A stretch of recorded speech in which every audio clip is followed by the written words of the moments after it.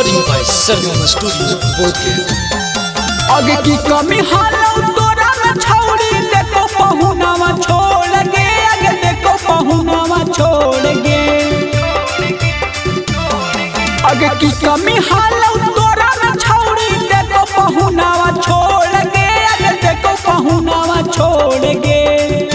छपल गोदाना महालय रे, गोरे बदाना महालय रे, देख ललकई छौड़ा तोरे नमा महालय रे, देख ललकई छपल तोरे नमा महालय रे।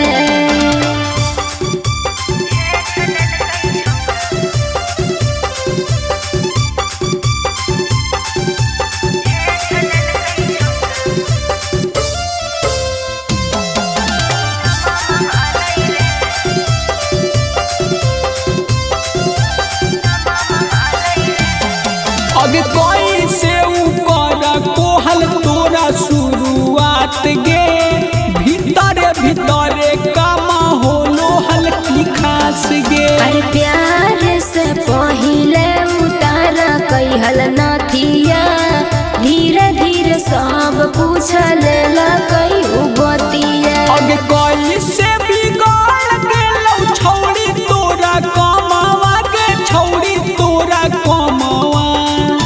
छपल गोदाना महालय रे, गोरे बदाना महालय रे, देख ललकई छौड़ा तोरे नमा महालय रे, देख ललकई छपल तोरे नमा महालय रे।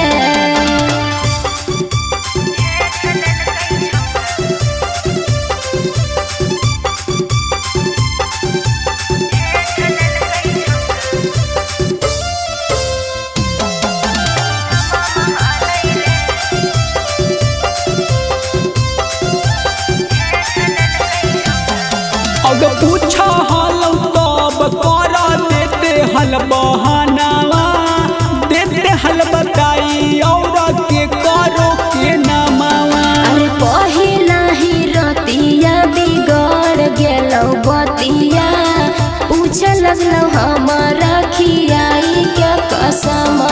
अग कैसे ऐसे होए गेलौ छौड़िया ना जमावा गे, छौड़िया ना जमावा। छपल गोदाना महालय रे, गोरे बदाना महालय रे, देख ललकई छौड़ा तोरे नमा महालय रे, देख ललकई छपल तो